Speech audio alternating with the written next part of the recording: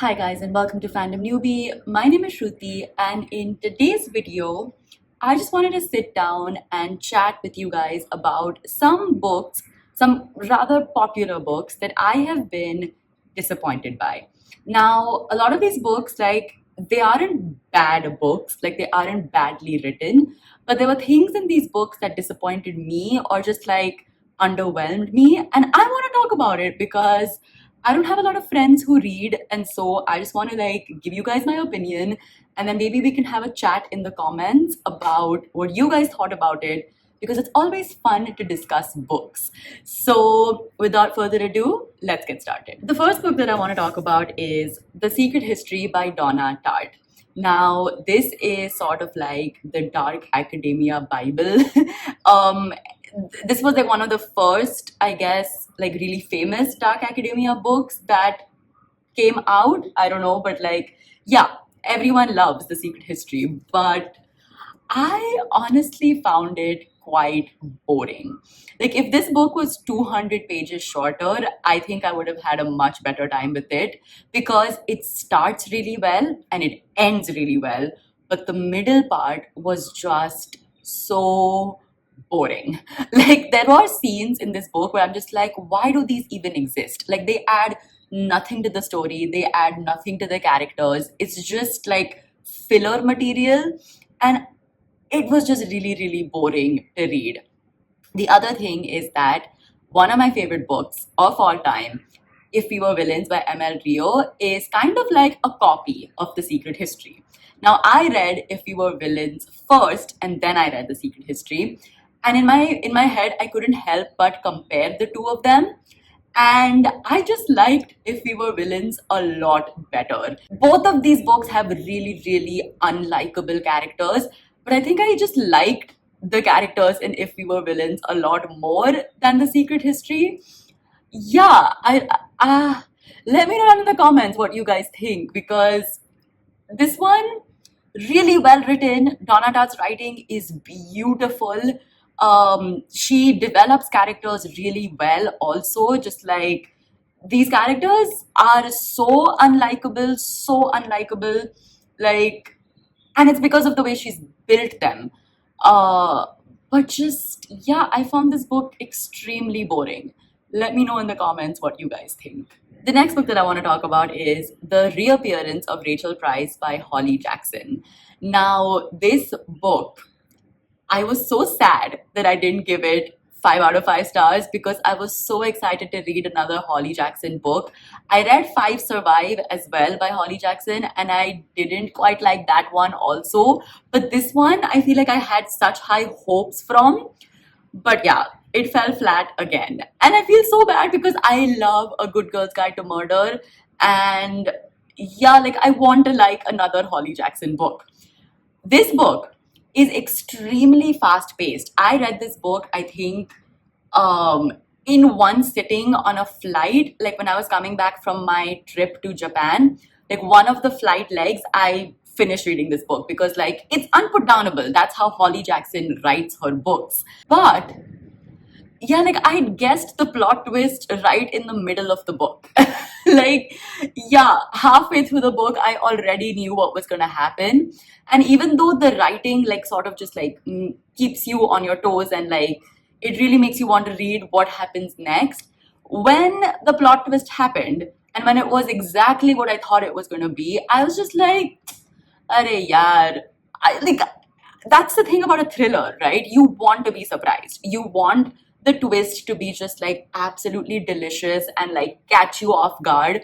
That's when you know it's a good thriller. At least that's what I look for in thrillers, like just to be completely mind blown at the end. And that didn't happen with this book. And that is why I was disappointed because I'm like, yaar, I wanted to be surprised. The next book is The Henna Artist by Alka Joshi. Now, again, in this book, the writing is exquisite. The way that Alka Joshi has described Jaipur is just magnificent. There's like the bazaars of Jaipur, the streets of Jaipur, the Haveli, like everything that is described in this book is just described in a really, really good way.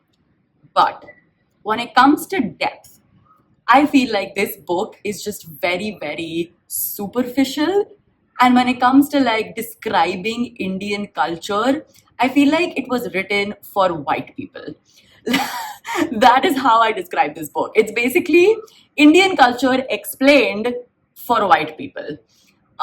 There's one entire section where like explaining the caste system, and it's so oversimplified with like zero nuance.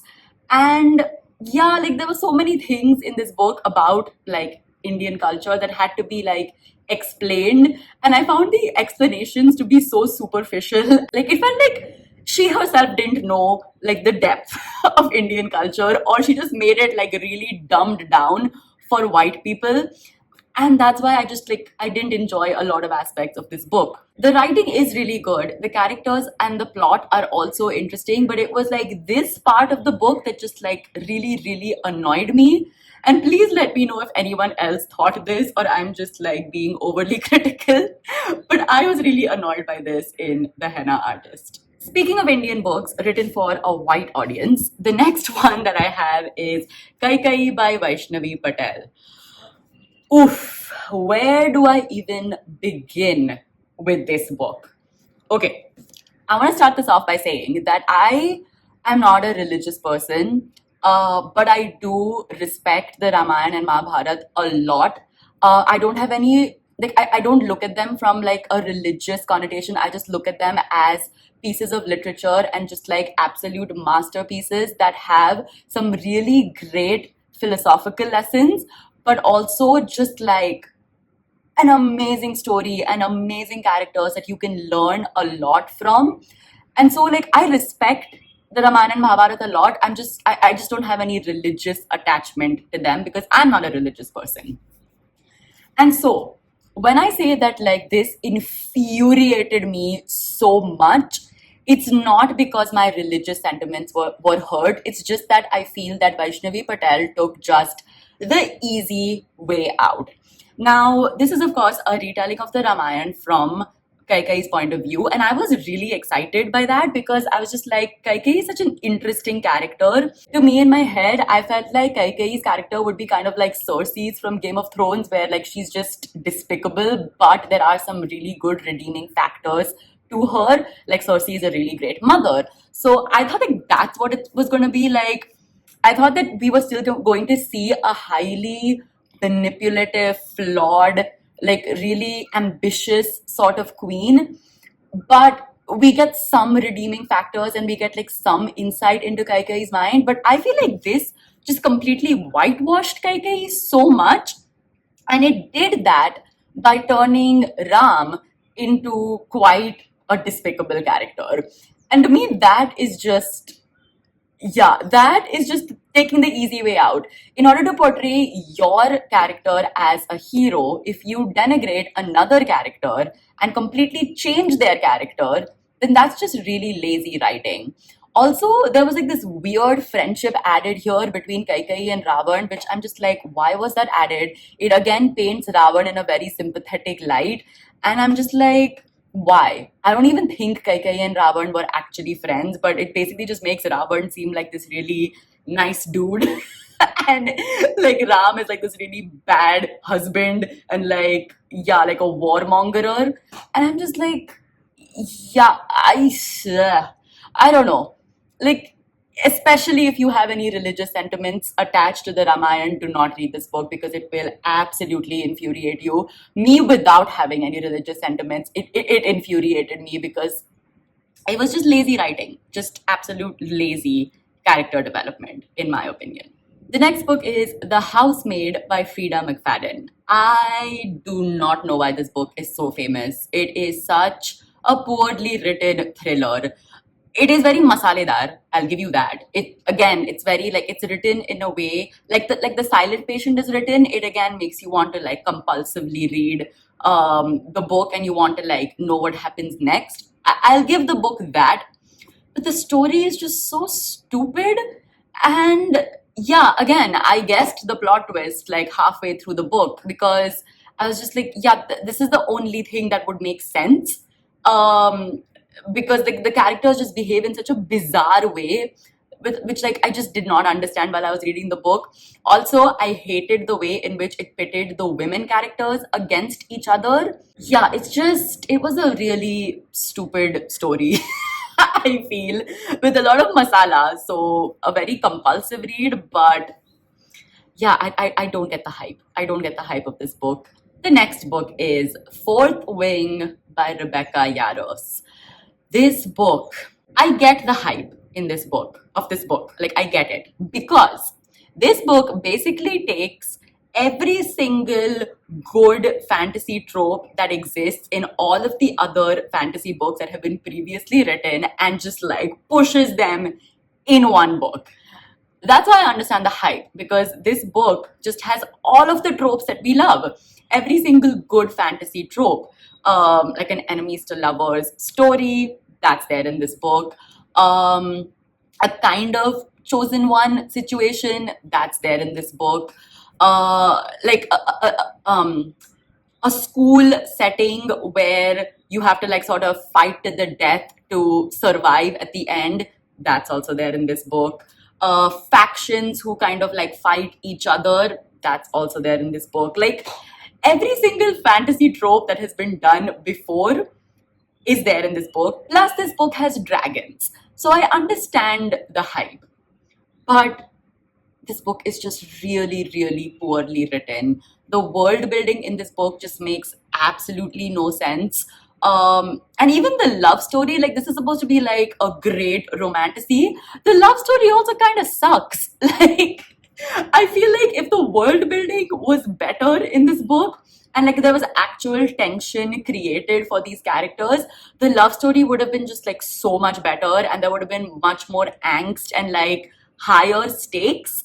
But like, because the world building is just like pathetic in this book, the love story also suffered, in my opinion. So many things in this book just did not make sense. And also, like, the mind bond between the humans and dragons was so effing weird. Like, please, again, let me know in the comments what you guys thought about Fourth Wing, because I really, really didn't like it. The next book is Normal People by Sally Rooney. Now, this book wasn't bad by any means. Like, it is a really well written book. Sally Rooney's writing is really good, and there were some aspects about this book that were handled really well, especially when it comes to mental health and things like that. And essentially, this is like a very simple story about two characters and how they sort of navigate life between the ages of 18 to 22 or something like that, and how these two characters sort of weave in and out of each other's lives during this span of about 5 years. The thing that I found extremely boring about this book is just how repetitive it is. The dynamic between the two main characters just does not change between, like, the course of this book. And even though like things happen to them, their dynamic remains the same. And so I was just not interested in their relationship for like the duration of reading this book. Like, I just didn't care at the end of the day. And that's why I was just extremely bored, because the same things kept happening between the two main characters, the same misunderstandings, the same like, yeah, like nothing changed between them, or at least that's how I felt. Maybe like my takeaway from this book, like I didn't take away the things that other people saw in this book. I don't know, but like, yeah, I didn't understand like the depth and the emotions that people felt while reading this book. Like, I didn't feel that way. I just felt quite bored. The next book is Yellowface by R.F. Kuang. Now, this book is a really, really well written book. I also recommend this book to a lot of people because I do think it's a really well written book. My disappointment with this book is very, very personal. And that is because I expect so much from R.F. Kuang and her books. Like, I expect her books to just be filled with so much depth and so much nuance and so much richness, that I think that is why this disappointed me, even though I know like this is supposed to be her fun, thrillery, contemporary novel and it's not as deep as like The Poppy War or Babel or whatever. But because I have that expectation from R.F. Kuang in her writing, I'm just like, why wasn't it there in this one? Like, that is how I felt while reading this book because there was scope for a lot of nuance. This book is basically about this white woman who steals her Asian dead friend's manuscript and basically publishes her dead friend's manuscript with her name. So essentially, she steals her work.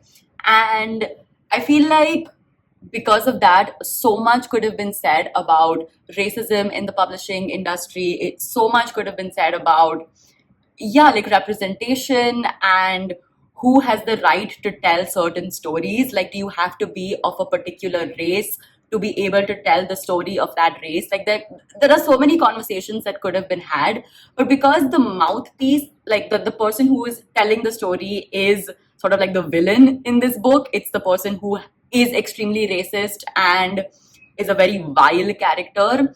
I feel like there was no scope to have these discussions in a very nuanced way.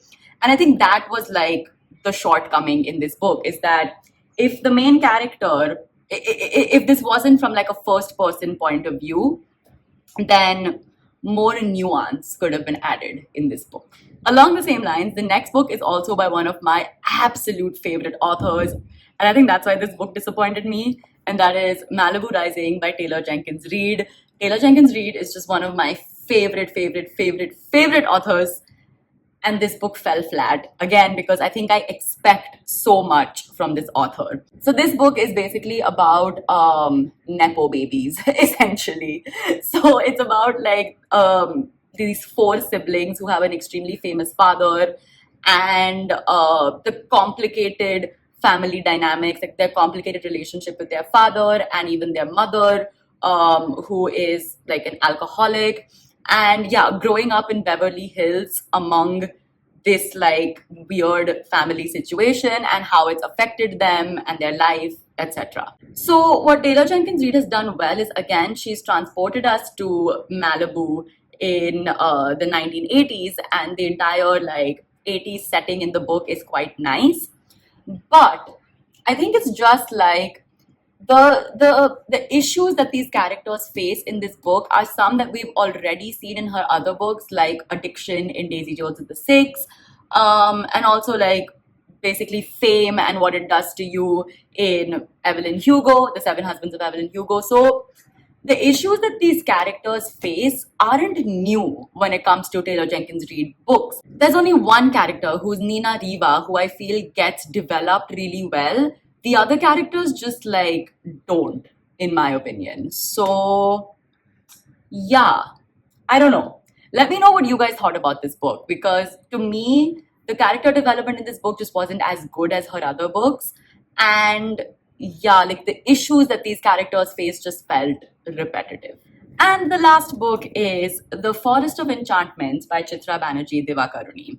Now, the relationship that I have with this book is really, really interesting, because the first time that I read this book, I found it a bit meh. Like, yeah, I didn't like it as much as I liked The Palace of Illusions, which I really, really loved. This one just fell a bit flat for me. And I think it's because I expected a lot more insight into like Sita's mind, and I felt like there was like supposed to be a lot more to her character than what Chitra Banerjee Divakaruni wrote in this book. And I think that was the problem, is because before I read this book, I hadn't fully understood the Ramayana. And so then I read Devdutt Patnaik's retelling of the Ramayana, which is his book Sita, which I absolutely loved. And then I listened to a lot of like talks about the Ramayana because I got really interested and like sucked into the story. And then I went and like reread this book. And yeah, now I absolutely love it. Like I get it. I finally like understood what Chitra Banerjee Divakaruni was talking about, especially when it came to the love between Ram and Sita. And so yeah, like I have this is one of those books where like I first read it and I didn't really like it that much, but then my perspective changed and I ended up really loving it. So that's why I included it in this list. But let me know down in the comments if you've ever had that with a book where like you've read a book first and you've like not liked it at all, or like you didn't like some parts of it, but then suddenly you reread it and it ends up being one of your favorite books, or just a book that you absolutely love. So let me know if that's happened with you. So yeah, that was my video for today. I hope you guys enjoyed it. Please, please, please let me know your thoughts in the comments, because I want to have discussions about these books with people. So please leave a comment down below, and of course subscribe to my channel for more book related videos. I'll see you guys next time. Bye.